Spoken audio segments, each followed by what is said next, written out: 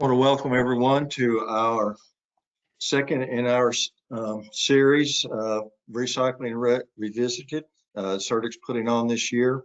Just really looking at how our markets and our infrastructure are changing as a result of the experience we've had during the pandemic, and what our path forward can we expect to be different, what will be the same, and how we go forward. And we're covering this by material types. We had the paper one 2 months ago.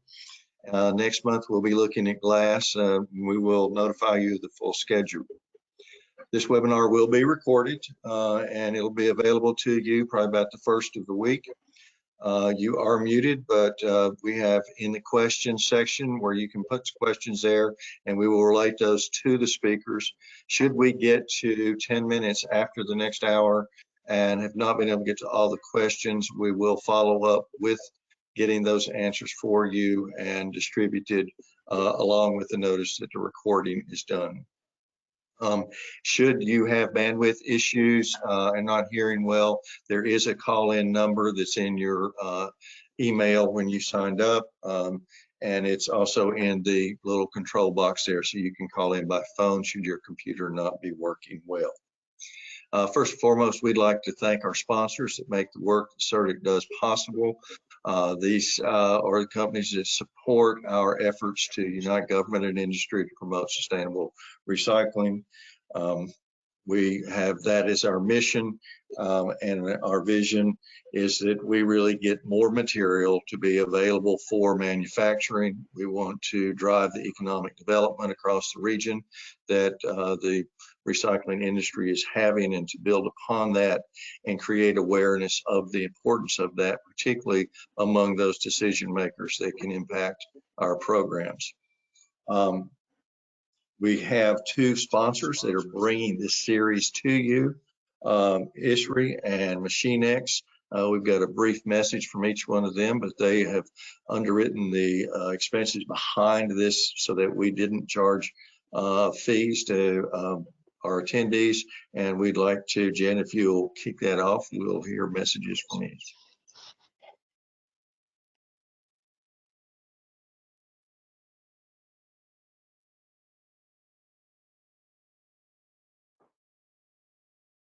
Hello, I'm Robin Weiner, the president of ISRI.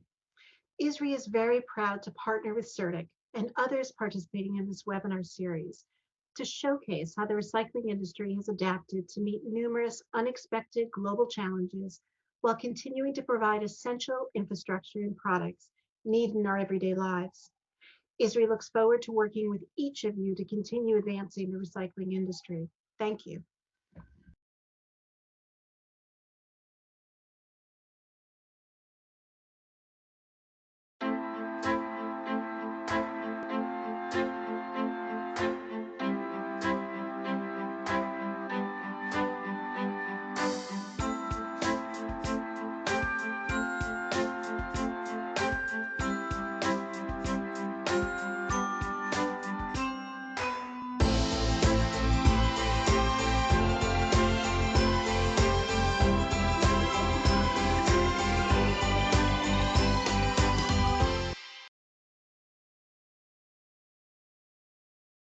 Jen, as we move forward, I'd like to introduce our speakers for today.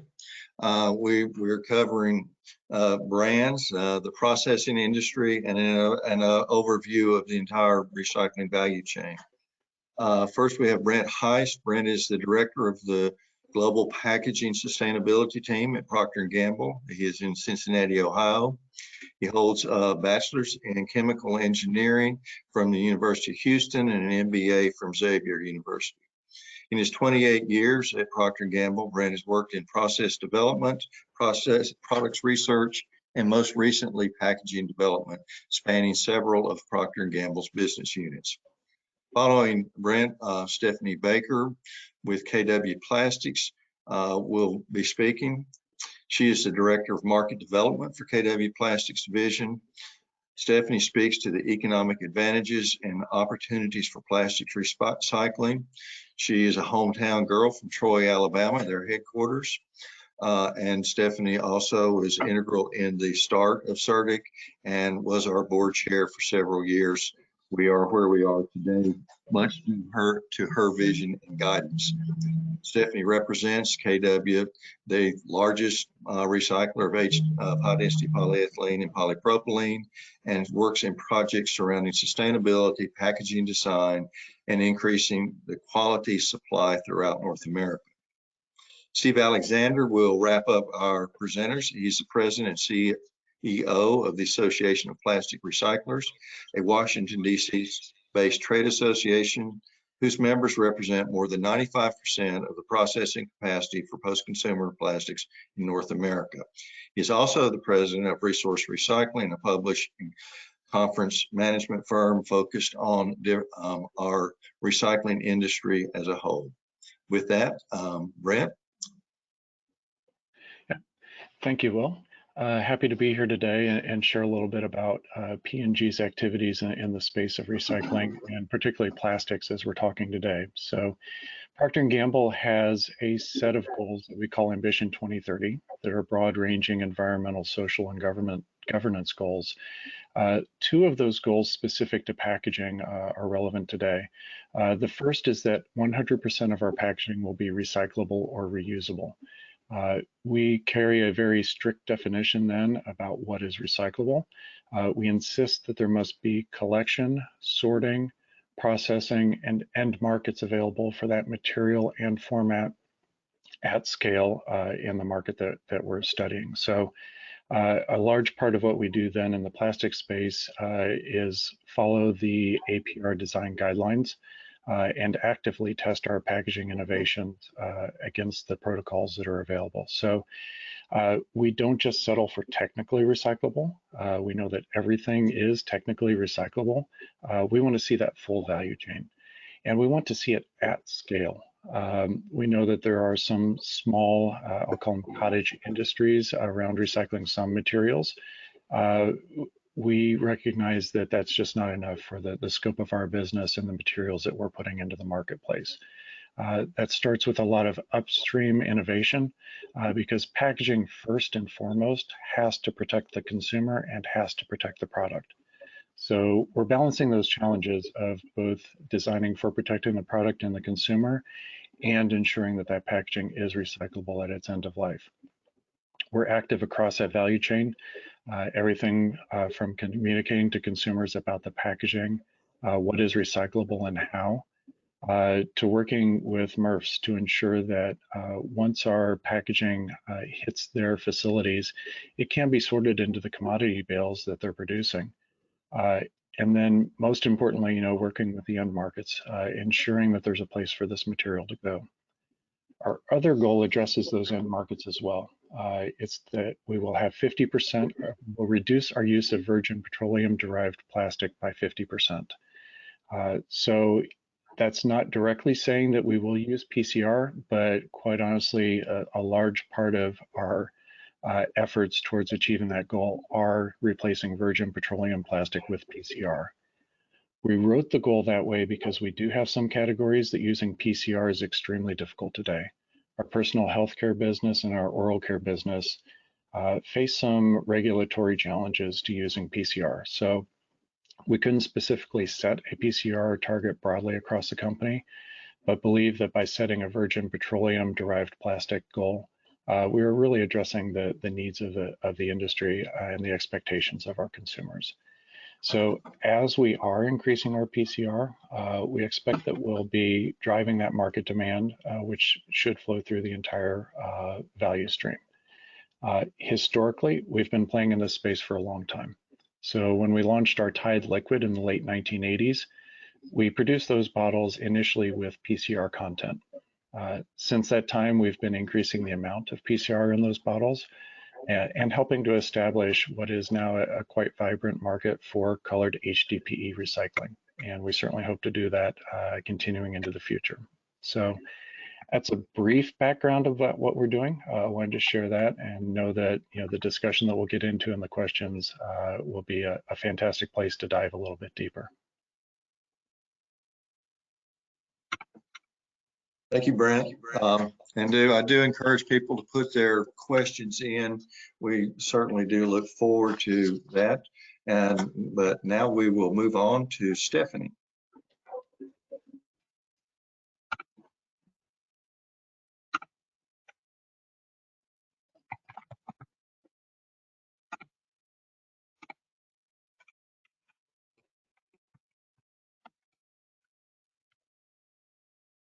Can we hear you, Stephanie?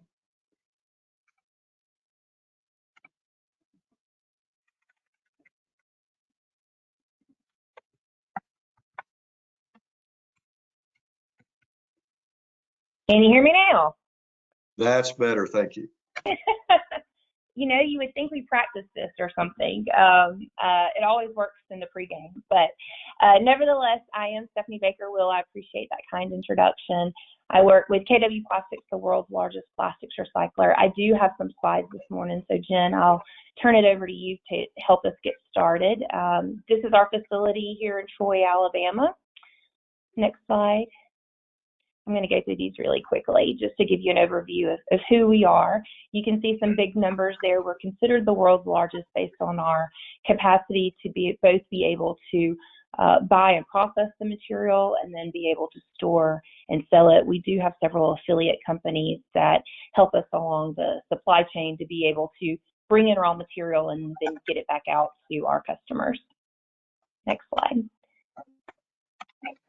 For a long time, I would show this slide just to give you a sense of what that supply chain looks like, starting with the recycler and then going all the way back through, of course, the collection, the conversion, and then the packaging or final product and back to the buyer. But that looks very different now. The players have certainly remained the same as far as our respective roles, but now we hear more and more about this circular economy. So Jen, if you'll show us that next slide, we can see what that looks like for our process, where we know, obviously those of us in the industry, that the consumer and buyer, the whole end goal is that they ultimately are the recycler as well.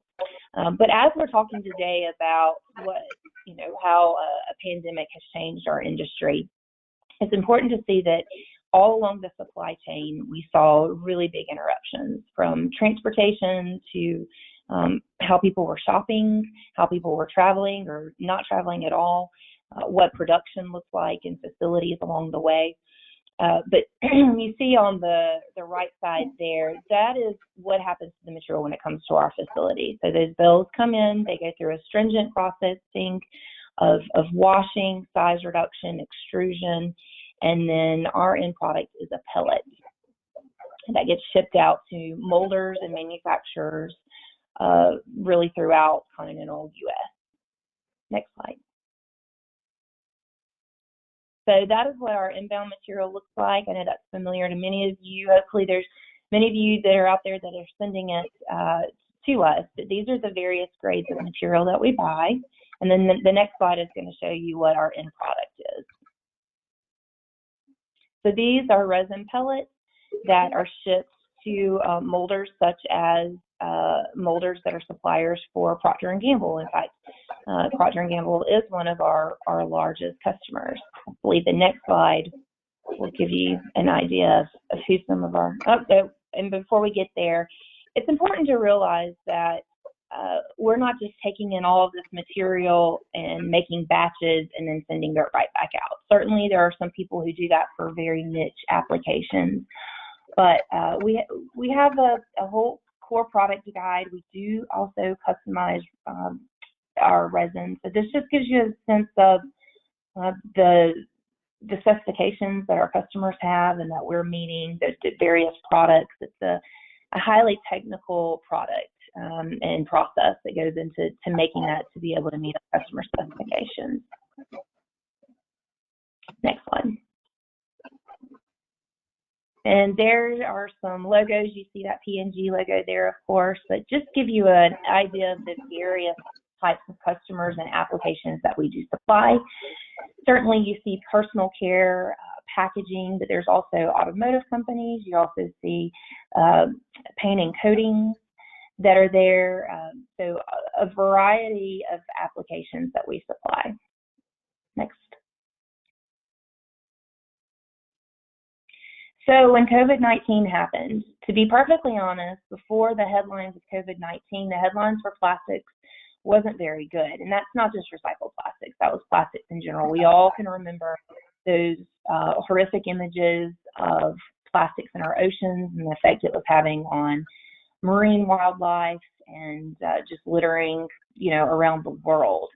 And a lot of the conversation was centered on how do we get rid of plastic, which is, for us recyclers, was the wrong approach, we felt like, to certainly a large problem that we all recognize. But we were pushing very hard to remember, or to remind people, that plastics certainly had a role to play.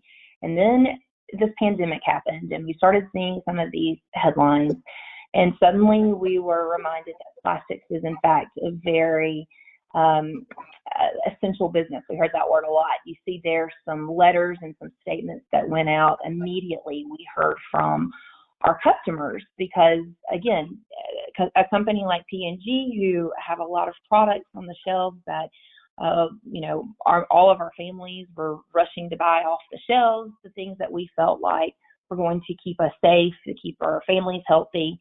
So many of those are packaged in resins. And so it was very important for them to be able to get those products on the shelf. To keep those on the shelf, they were going to have to keep the packaging, and that meant keeping resin moving. So overnight, it seems like the conversation shifted. We had been hearing a lot about bulk delivery, and then suddenly we are scaling back, and it's really important to have those individual packaging. And so the conversation shifted. So that was something that we saw early on in the pandemic. Next slide. Which meant for us that suddenly our demand exploded. We were on a trajectory of high growth, high demand, but again, you see some products here, a variety of products that we're familiar with. They're all in our homes. That again, we were all purchasing cleaning agents, things that, as we were at home, we were using more of. So this is a natural, these are some applications that use our natural bale, to give you an example. I believe the next slide will show you some mixed color applications. We saw a surge, and as people were at home, they seemed to be tackling more of those do-it-yourself type projects around home. So we saw a great increased demand in agricultural products. On the left, you see there a pot that somebody went out to their local nursery and decided that they were going to, garden or spruce up the yard, do some landscaping. We saw a lot of home gardens, herbs and vegetables being planted early last spring. And then on the right side, you see automotive parts. Certainly there was a pause on those, but then when those production lines came back on, they had a very high demand. I guess we were all sitting at home and maybe with some extra money and some extra time to research automotive cars, and so we were buying more cars, and because those production lines had been down, that demand was just really tight. So we saw a lot of our resin sales go into automotive parts. The next slide is going to show you polypropylene. The largest, and again, you see some personal care items there, caps and closures that go on all those bottles, but the largest demand we saw was in the paint and coatings industry. And you see there we have a sister company that makes an all plastic paint can, but we saw the paint season, typically there is a season of paint. Well, last year and really into this year, we have not seen a decrease in that. Again, people are home, they had more time on their hands, and we tackled those projects at home that had been on the back burner for so long. So a lot of our polypropylene went into making those types of containers. Next slide, Jen. So pricing, what did that do to our pricing? I know a lot of, Will in fact sent me an email last week. Hey, can we talk about the volatility in the marketplace? What do you expect? So this starts off in January of 2020, before we had realized the pandemic and seen really the effects in the marketplace, just to sort of give you an idea. And as you can see, I mean, it has we did see a peak in March when we started getting all those letters of, you are an essential business, we need to buy all the product that we can from you. The market really did a correction or an overcorrection of itself. So you see that decline in June. And then it is steadily ticked its way all the way up. Although we are certainly seeing what we hope is the other side of this pandemic. People have returned to work and to school, and we expect that some of those cleaning products, some of those household products, we have seen about a 10 to 12% decline in those type of applications, but demand is still growing very, very strong. And that's in large part to a lot of the commitments, the CEO announcements. You heard from P&G, their sustainability commitment, some policy initiatives that I know Steve will be talking to. So all of those are very strong indicators that demand continues to grow. And our bale prices are through the roof. I know we don't really talk about pricing, and I certainly don't want to compromise our rules with SERDC here. But I can tell you that we're paying more than we ever have for natural bales, and we have said that probably a dozen times in the last year. So who knows? We do think that things are going to start, getting steady. But again, we've said that so many times.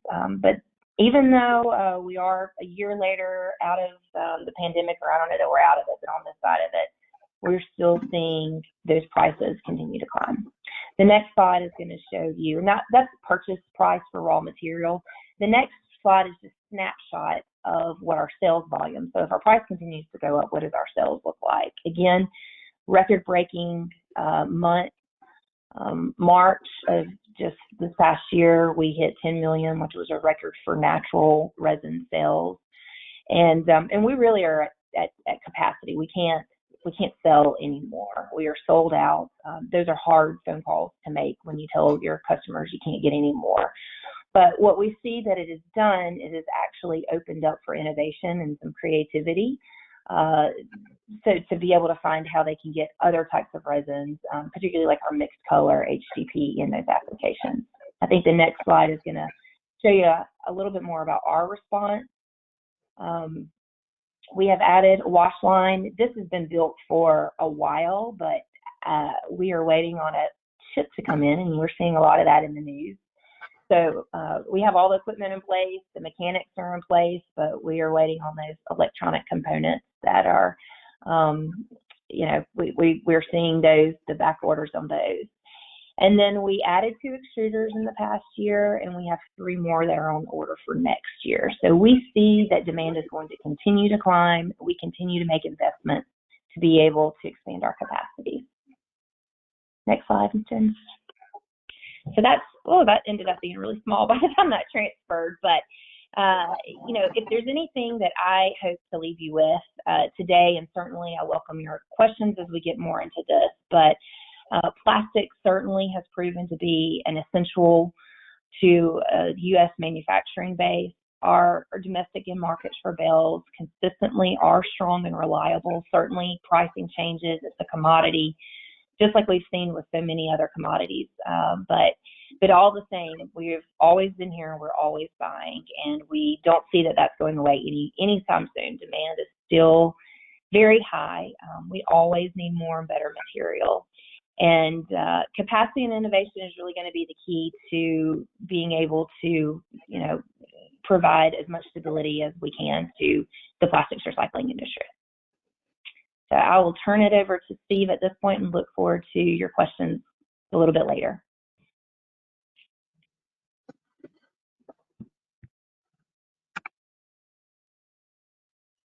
Well, thank you very much, Stephanie. And thank you, everybody, for being here today. And I want to give a special shout out to Will and Jen and SERDC for the great job that they do and for the opportunity to be here. We've got a great working relationship with both Will and Jen, and I think we've been working with Will before he had any grandchildren, and now he has 5. So it just shows you how long we've been working together. So really appreciate that very much. I want to just talk about something that Stephanie just mentioned, and she talked about the fact that the pricing is very high, the demand is very high, and you combine that with the goals that we see all the brand companies have stated that they want to meet, and this whole design for circularity and the whole Ellen MacArthur Foundation, et cetera. And we talk about, recycled content as the key to the driver in the marketplace. APR has supported mandated recycled content since 2006. Now, I try and look at this, generally speaking, in terms of when you talk about the quoted tax on plastics and things like that, what is the problem that we're trying to solve, and are we all working together to try and solve that problem appropriately? The narrative tends to be that recycling is broken. And we know that nothing is further from the truth. And I think Stephanie's presentation, particularly in terms of the infrastructure component of recycling, is certainly not broken. It's responsive, it's innovative, it responds to the marketplace. But you think of the terms what they talked about, their inability to get material.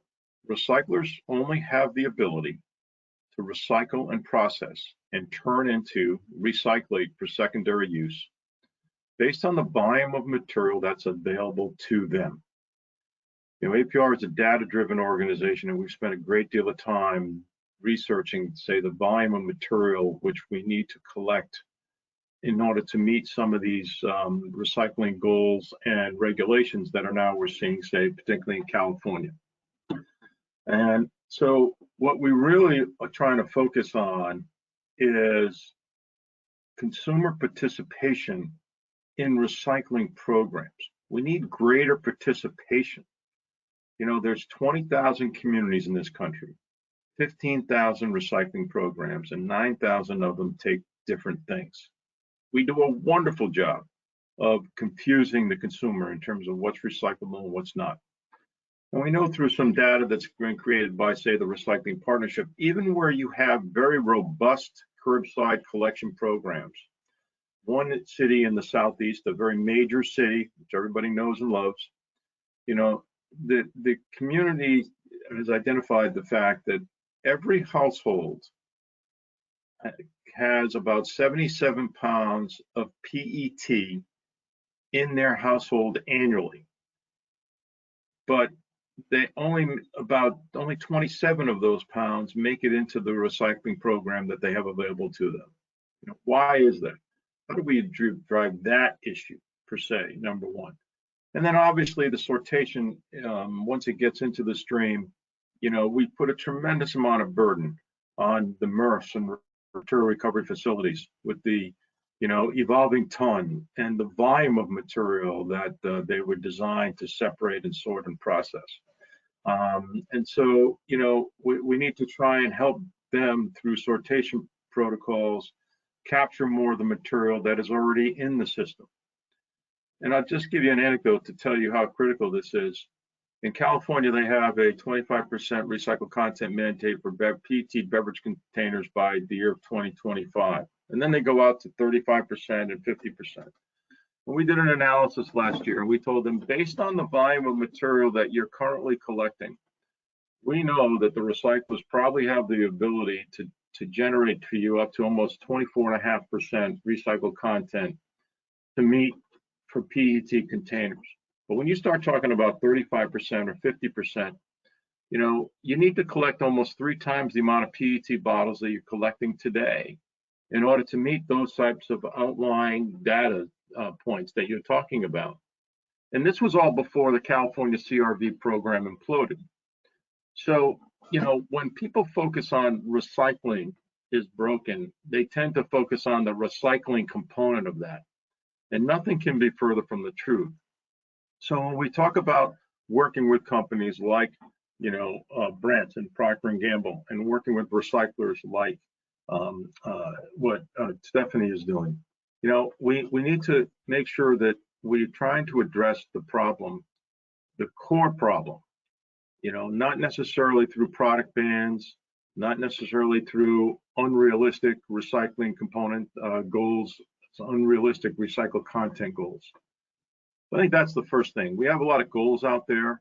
We have a great organization called the U.S. Plastic Pact, which personally I believe is probably the single most, has the single greatest potential for dealing with our plastics recycling issue in this country, because it is transparent, it is accountable, there's annual reports, folks are going to be held accountable to the goals that they have stated, rather than just putting out a press release and no one really measuring up against a couple of years later how they did against that.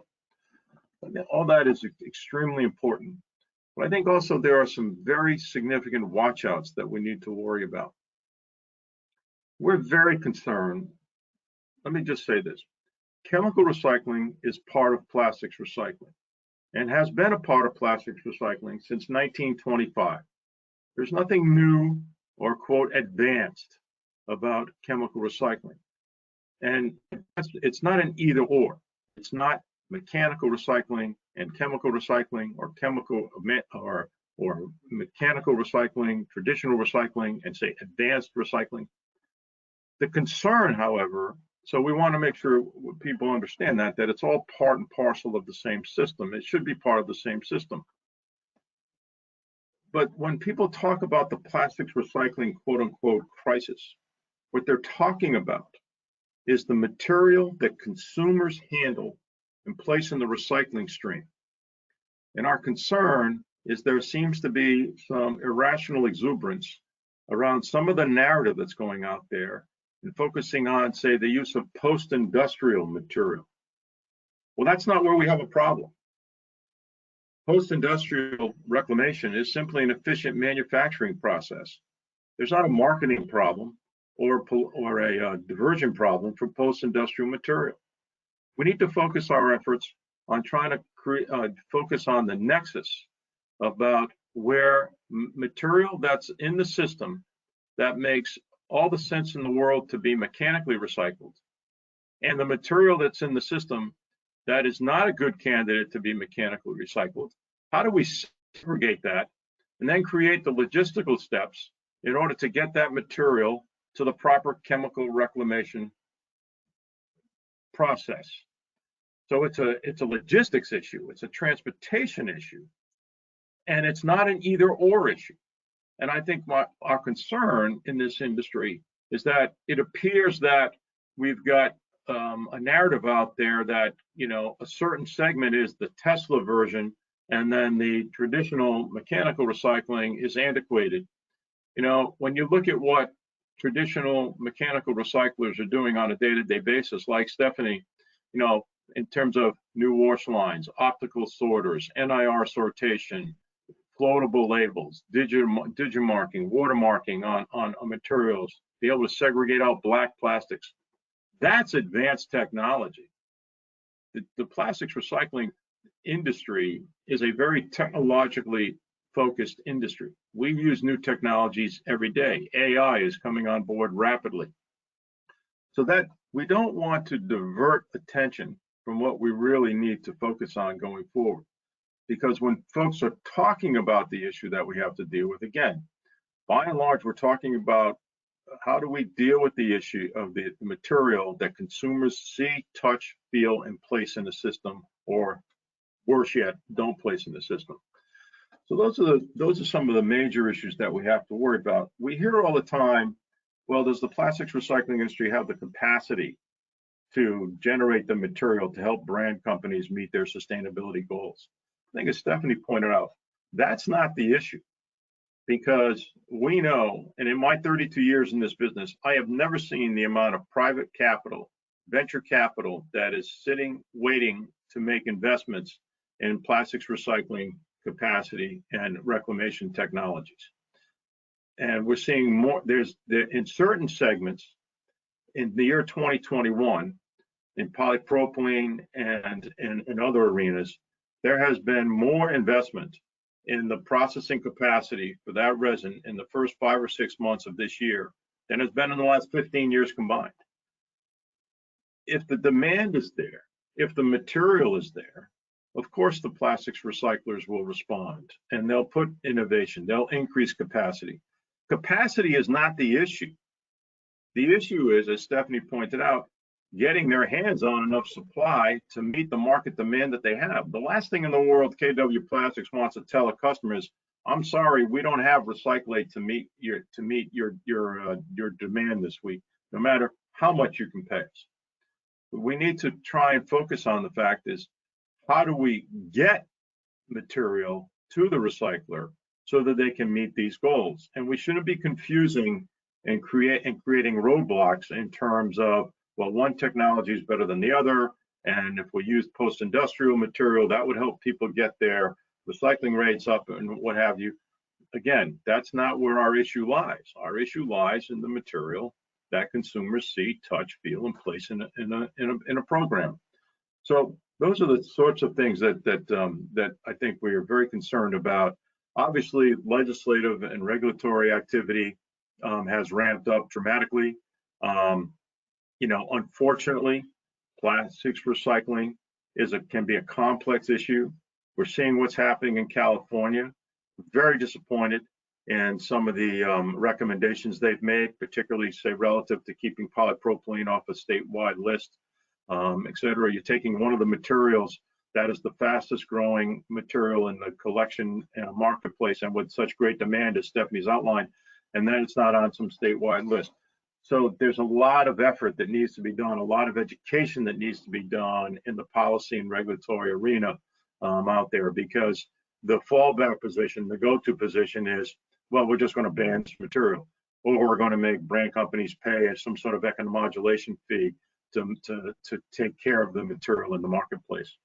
So there's a lot of confusion and conflicting activity that's going on out there. And I would also just say, we also, when certification programs, need to focus on, again, where the issue really lies. So that when a brand company wants to put an on-pack label, it's not confusing the consumer. And we know the FTC is in the process of updating their green guides by the end of 2022. There are a lot of confusing messages that are out there. In full disclosure, APR has a PCR certification program, which certifies a company like KW Plastics through a third-party auditing program, that then when they sell their product to someone like a Procter & Gamble, and Procter & Gamble says, is this material post-consumer material, it certifies that it's 97% post-consumer material. And then Procter & Gamble then has the ability to say that we know that this product stream using this material is made with recycled content. That's critical, and that we ensure that any on-pack labeling claiming recycled content, actually that material, that container actually has that content. That's what our program does, but there are other certification programs that are entering to the marketplace which don't provide that sort of clarity. So that's a concern as well, because the last thing we want to do is confuse the consumer. So obviously, there's a lot going on in this space. I want to point out that our primary role at APR is, we're sort of the technical soul of plastics recycling. We're sort of the engineering component of it, where, we're the ones ultimately that can make a determination whether or not a product or an innovation or a label is in fact compatible with recycling. Our APR design guide for plastics recyclability is one of the most highly referenced authoritative guides across the globe. It is the baseline for the design platform for the U.S. Plastic Pact, as well as the Ellen MacArthur Foundation. And so, we bring a lot of technical knowledge and data to the game here. And we want to make sure that as the legislative and regulatory arena focuses on dealing with the issues of plastics recycling, we want to make sure that what they achieve actually solves the problem. Because the worst thing would happen is for say, a law to be passed that really doesn't deal with the issues that we have, but then legislators move on to the next thing. And we've got an opportunity here, given the focus on the plastics recycling infrastructure through the regulatory arena to try and help them get it right. And we look forward to working with folks like Will and Jen and SERDC and all of you to make sure that the decisions that are made actually ultimately end up helping to solve the problem, which allows for us to meet the needs and ensure that plastics recycling is the conduit and the pathway to the circular economy, which brands need. So thank you for that, and I look forward to answering any questions. And again, thank you for the opportunity today to speak. Thank you, thank you, Steve, and thank you to all our speakers. We do have several questions to go over, and I hope we can free our speakers to share the questions amongst yourselves. Though I will start off with one specific question for Brent. Could you give us a little more clarification on the goals, you know, just dates and that you hope to achieve these goals, as well as what do you see as the challenges in between now and then? Yeah, so the two goals that I discussed are part of our Ambition 2030 goals. So our deadline is 2030 for 100% recyclable. We do expect that by 2025, we will be in excess of 95% recyclable packaging. Our biggest challenges come in really two categories. One is what we call small format packaging. So, you know, anything that is less than 2 inches in dimension, we know is a challenge for MRFs. They tend to sort that out very early in their process, trying to get rid of residual. We are actively working with the Sustainability Consortium on a project to look at these small format packaging that not just P&G, but many consumer goods companies have. If you think of lip balm, for example, not a P&G product, but certainly a product that's out there that would have this challenge as well. We've seen a Ellen MacArthur report that about 40% of packaging by count, by eaches, is this small format, representing about 10% by weight of the packaging material stream. So this is one where, you know, we don't think the solution is to make larger, less efficient packaging, but we certainly do want to cooperate with the recycling industry to better understand what exactly is in this stream across the industry, what's the value of that stream, and are there ways to recover this material that we just aren't doing today.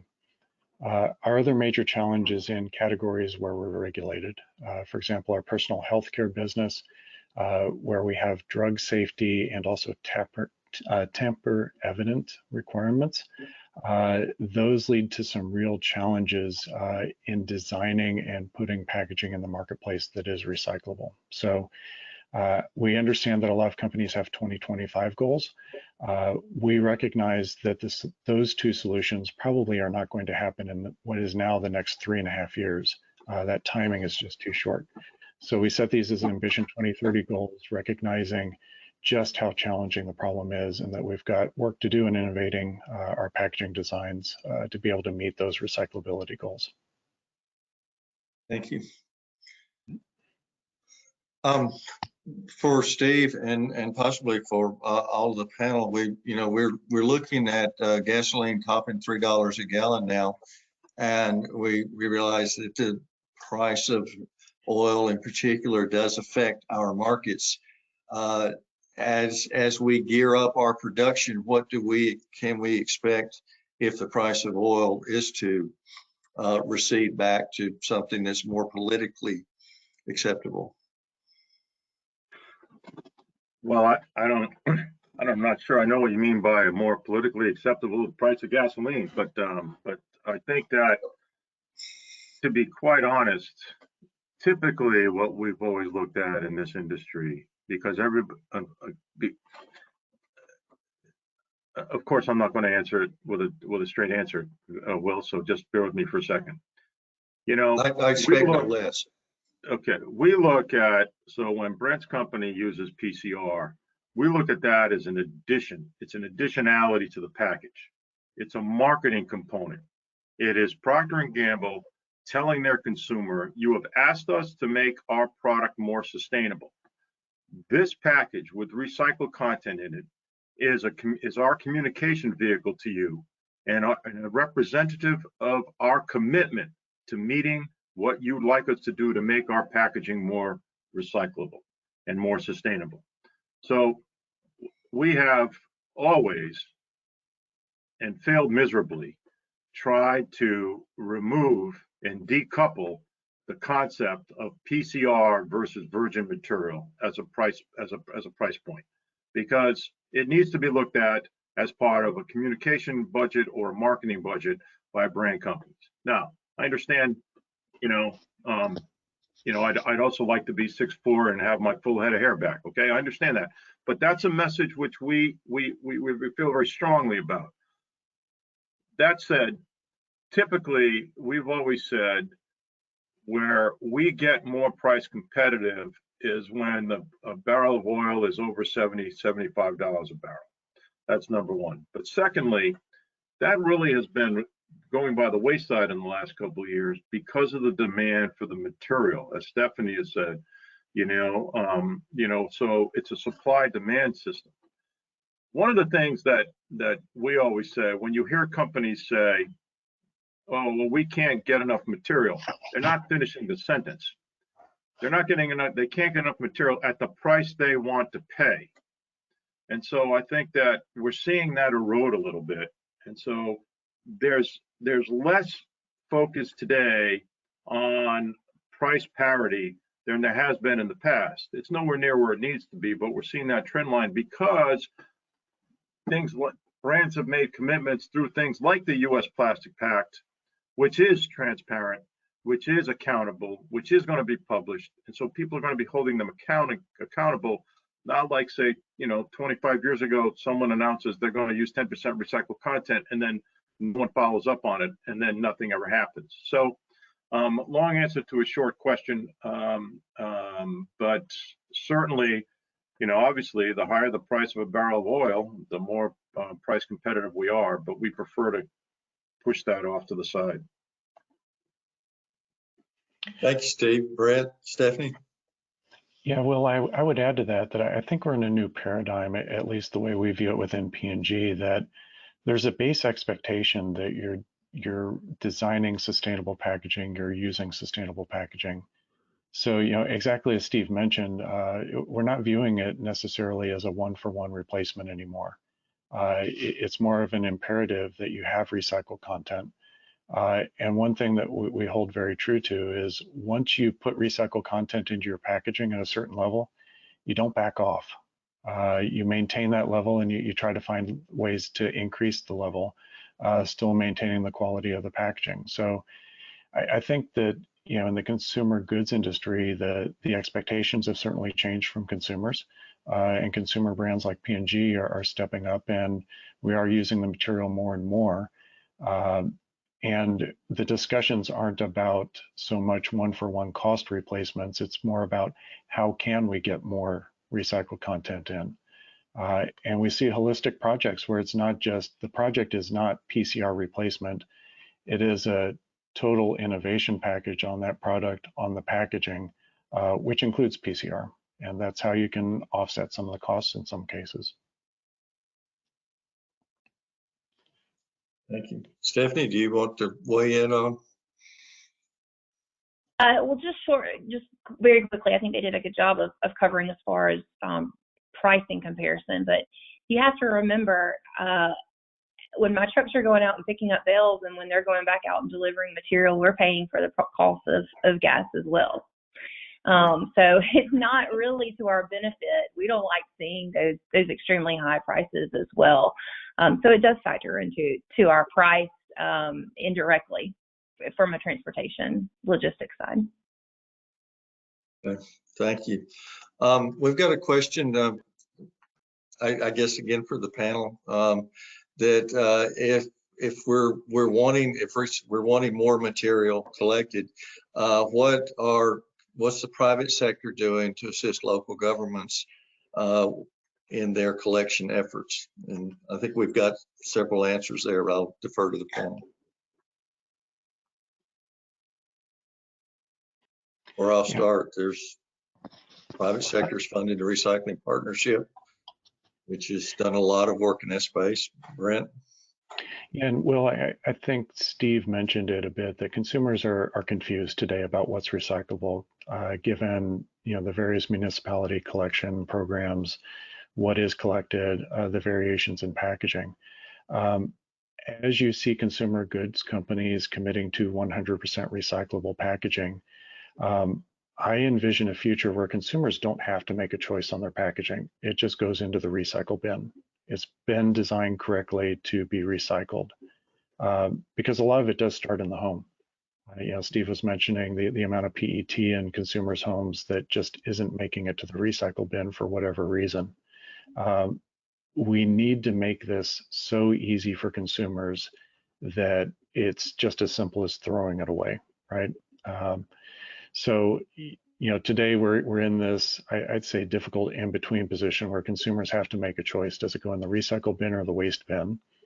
They're either negatively selecting because they're not sure if it's recyclable and it's going into the waste bin, or even worse, they're wish cycling, putting something that they wish could be recyclable into the recycle bin, which MRFs then have to deal with its extra cost just to get it to the landfill where it would have gone anyway. So starting with the consumer, very near future, I envision that all packaging just goes into the recycle bin because it's been designed correctly to be recycled.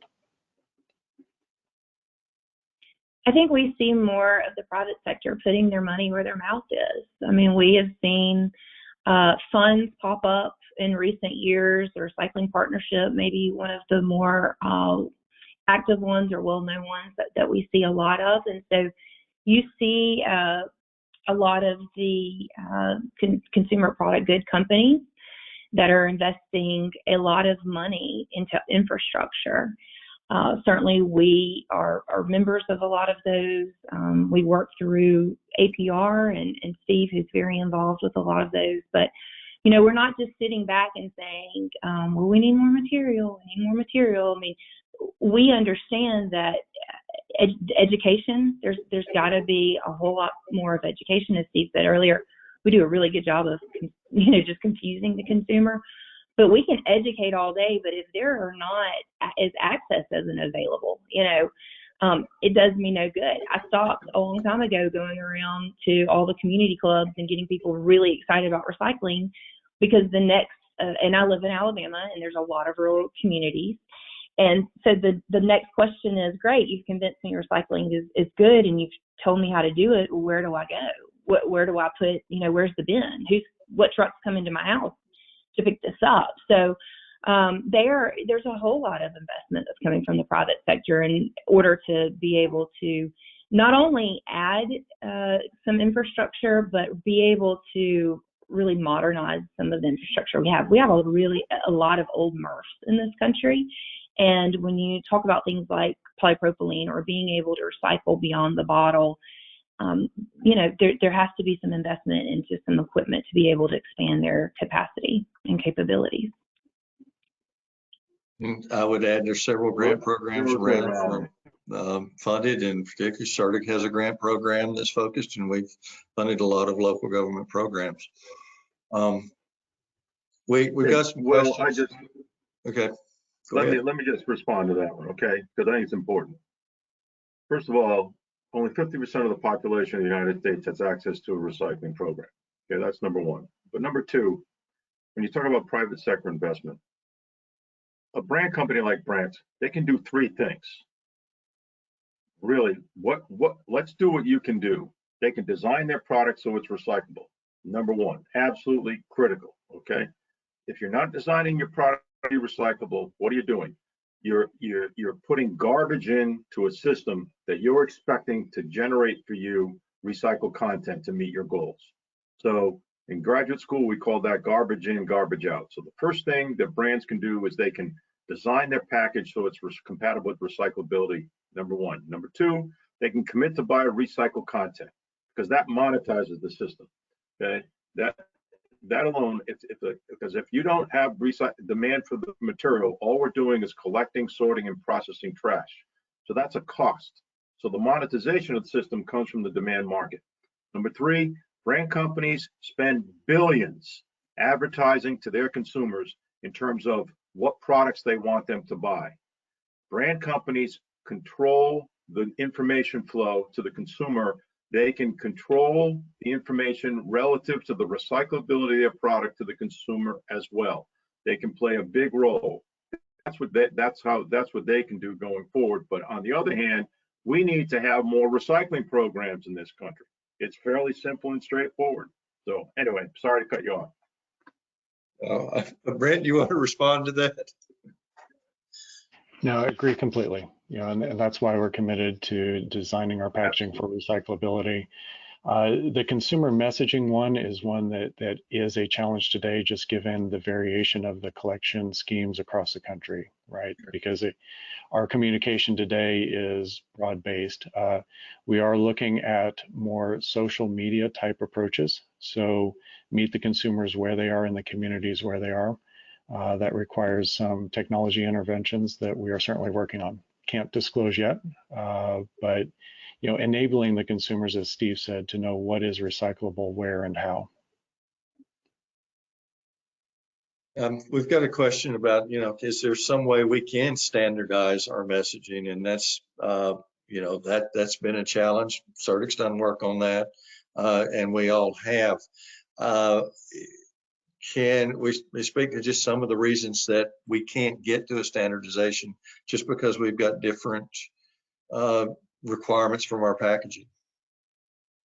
We have different needs in what we're putting out. Leads it to where we can't make everything out of the same material. So the question is standardization of the package, not of messaging and recycling, right? Because both of those, I guess, will there ever be support for a standardization of acceptable plastics for recycling? So I'm going to interpret that as, could we ever run a national recycling campaign that tells everyone to put the same things in their bin? And unfortunately, no. I wish we could. And we are making some headway in being able to find common suites of these conventional materials for recycling. But I'll give you an example. I was in DC several years ago for Keep America Beautiful. It was Recycling Day, and we had a panel there of people who admitted that they went everywhere from I recycle sometimes to I recycle hardly ever to I just don't want to recycle. And it was really eye-opening because they're in the district area. You have a lot of various townships and counties and states and the district all coming together, and people do not necessarily live where they work and where their kids go to school and where they play on the weekends. So it was a whole lot of confusion that's going on, and people were very, I want to participate, but the rules change. I have friends that have told me that the rules change literally one street over from their neighborhood. And that is because of the MRF. There is becoming more standardization in the markets and what we can accept. But KW, our specifications, and we've worked very closely with APR and ISRI to establish some specifications so that we can all get on the same page. But if I've invested in equipment and technology that allows me to take materials that perhaps my competitor cannot, that changes things. If the MRF where you have access is an older MRF, and so they don't have the bunker space, or they don't have robotics, so or infrared ID, so they can't take polypropylene, or they can't sort, the various materials, that makes a difference. So in order for us to get a standardized messaging, we're going to have to get a standardized system.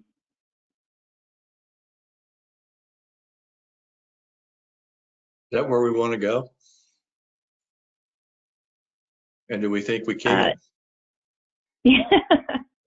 It sounds really nice, but we're, what are we going to do? Blow up the whole system and start over? What's the reality here? So again, going back to a lot of private money is going into these grant programs in order to open up access and to be able to, add some technology into the MRF to be able to do more. And the great thing is most of these grant programs, they don't just hand over money. They work with the MRFs and the municipalities to ensure messaging is consistent, to ensure that they're investing their money, the right way so that we can move towards a common suite of materials.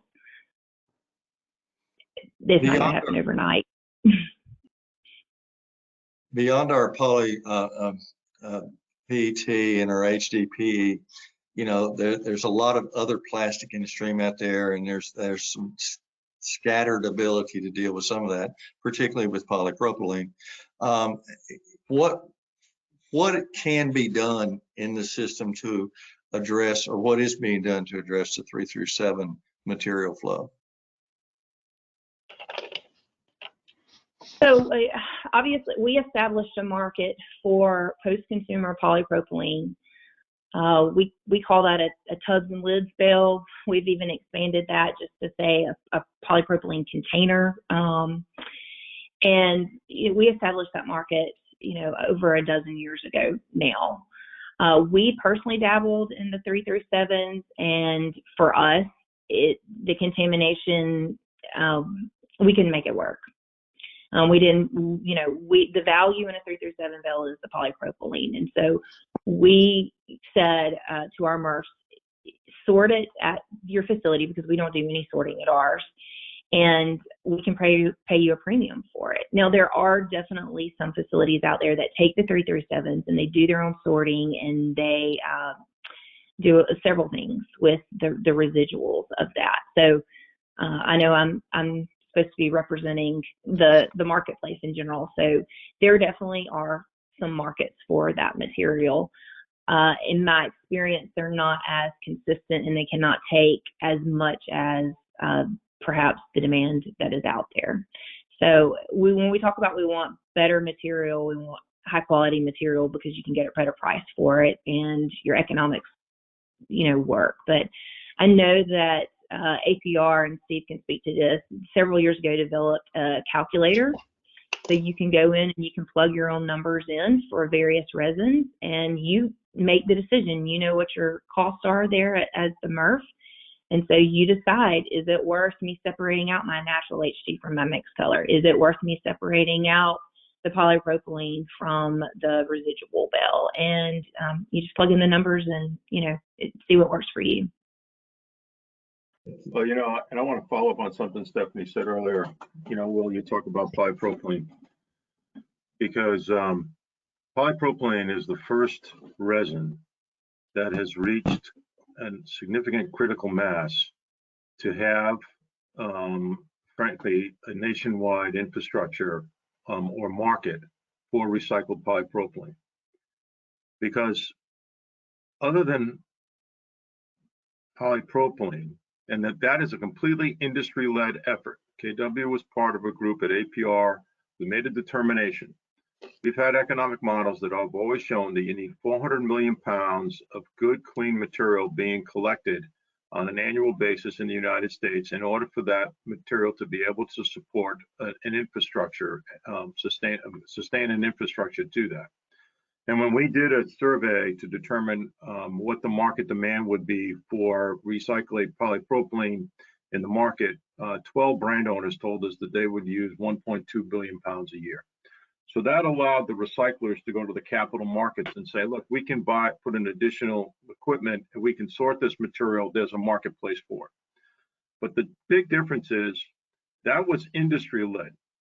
When you talk about all the resins out there, there's a reason that everybody puts a 3 through 7 bale into one category, because those resins have never had government mandated collection programs. PET through deposit programs and high density polyethylene through the RPPC in California have essentially had government mandated collection programs for over 40 years.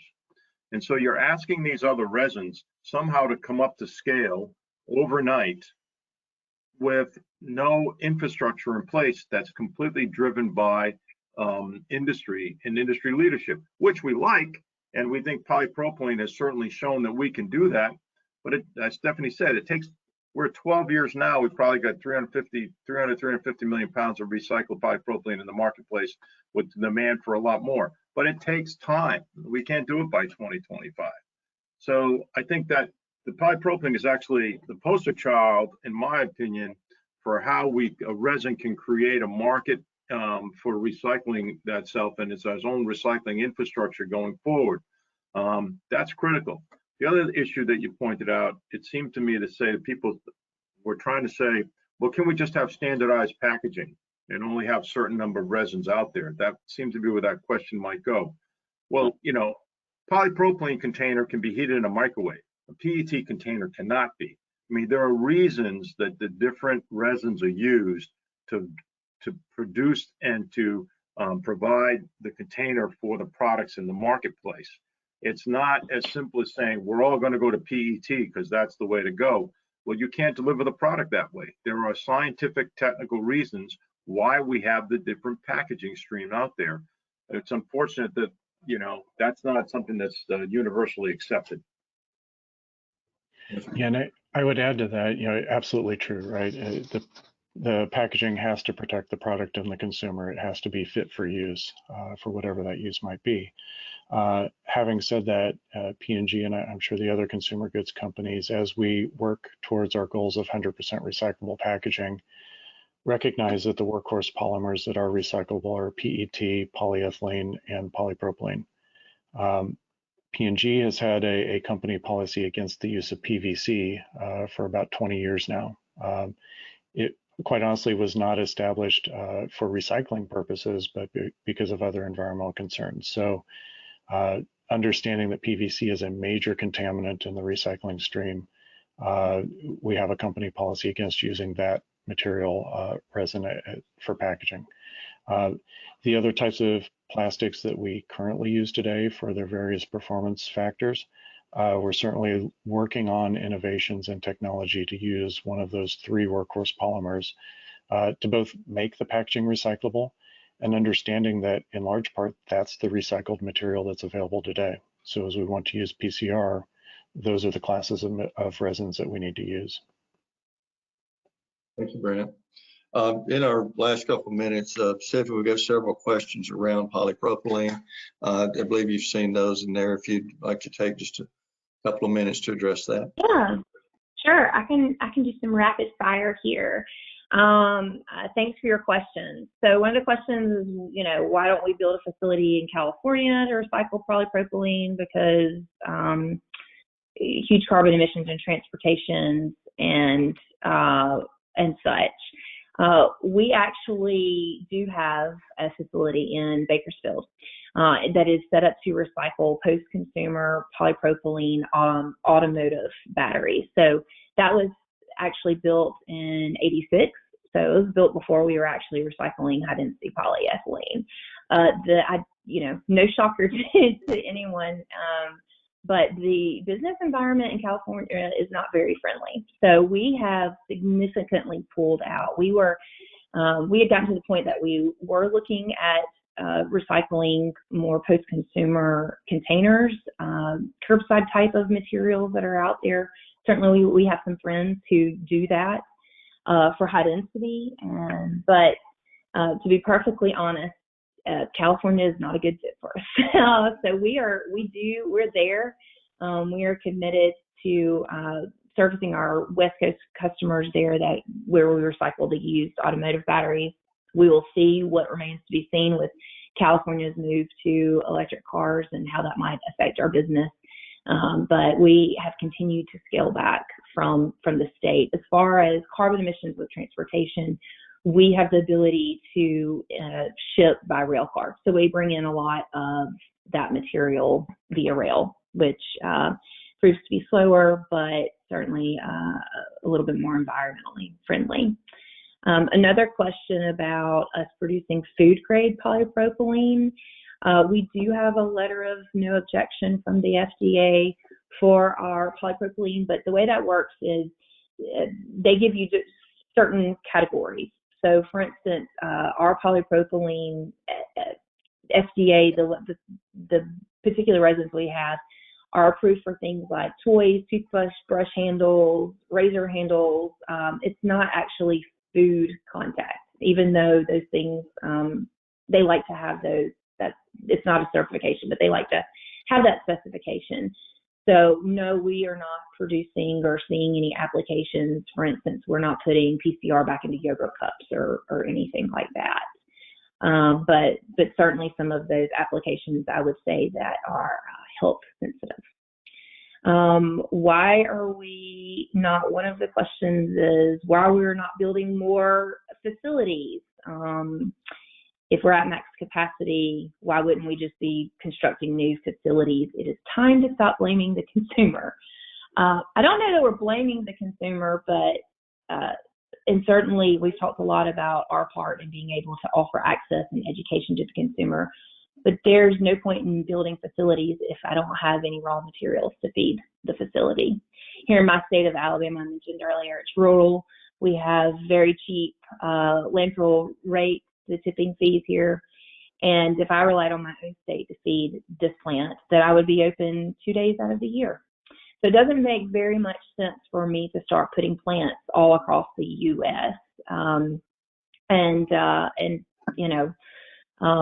That's probably not a very sustainable business practice to start just going and popping up facilities. We are not the only ones. We have competitors and we have friends. We're the largest.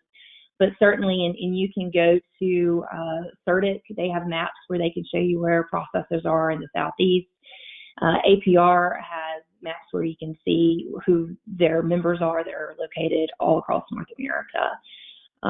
But yeah, that's just probably not a very sustainable business model. Speaking of construction and plants, I got a question about billions of pounds of productions coming online with new plants in the U.S. and Canada. Do we expect markets will again be flooded with cheap new plastic once the effects of the freeze wear off? Cheap new plastic. We don't hear that term a lot, do we, Steve and Brent? No, the reality is, Brent and many of the other consumer product goods are committed to using recycled resin. And it's not just about getting something cheap or something new. They are hearing from their consumers that it's important to have recycled resin. They themselves are making these sustainability goals.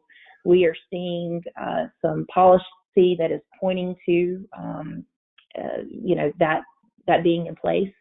I hate to say mandates, but there are a myriad of reasons why we believe that the market will continue to choose recycled resin. And I think if there's anything that this pandemic did show is that for a long time people thought virgin material, there was just a pipeline and you could get as much as you wanted when you wanted it, how you wanted it. So I think the pandemic did show that there are weaknesses in that pipeline as well. And certainly we've seen, yes, there's been weather issues, there's been some tragic fires and things that have gone on. So we have seen it's not just a faucet that you can just turn on and turn off. So there's gonna have to be some, I think, gain of trust and confidence that's in that industry. But at the same time, we want our customers to keep using resin in applications. So if they can't get what they need, whether it's from recycled resin or from virgin production, then they're going to start making different material choices, and that's not what we want to use at all. For most of our applications, the majority of our applications, it is a mix of both virgin material and recycled resin. It's a percentage level. So it's not a threat. I don't consider that to be a threat in any way. We've talked about oil prices already. Where do we predominantly receive polypropylene? Our largest sources of material come from the waste collectors, those that own and operate MRFs, so the waste management, the Republic Services of the world.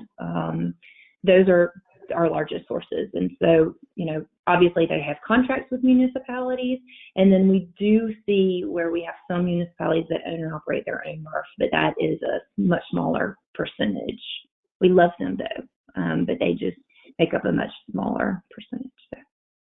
Did And that I address? think we're going to run out of time on this, and I'm going to have to Okay. ask each of you just give us a very brief closing remark. We have had many of our attendees have stayed with us as we run over a little bit. We thank you. This will be recorded, and we'll send it to you. But brief closing remarks, Brent. Yeah, looking at the subtitle of this webinar series, I would say that the new normal is really a new expectation of consumers, a new expectation of brand companies, new expectation of the recycling industry, that, you know, it's all forward from here, getting to 100% recyclable, getting these materials collected out of consumers' homes and processed back into materials that can be used again. You know, the circular economy is real. It's something that we're all working towards. And I really think that's the new normal that we're all looking forward to. Steve? Just thanks for the opportunity. Thanks for everybody's interest, and let's keep working. Thank you. Stephanie? You know, I've talked a lot, so I'll keep it very brief, but I do appreciate the opportunity for us to focus on plastics. And, you know, the demand is there. It's not going away anytime soon. And you're seeing investment come from all across the supply chain to be able to support that. Let's wrap it up. This was very optimistic. We do have challenges, but we've overcome them in the past. Well, thank everyone for being there. Our next webinar will be on August 18th, where we will look at issues around glass and where that's going. Thanks, everybody, and have a good afternoon. Take care. Thanks a lot. Thank you. Thank you. Bye.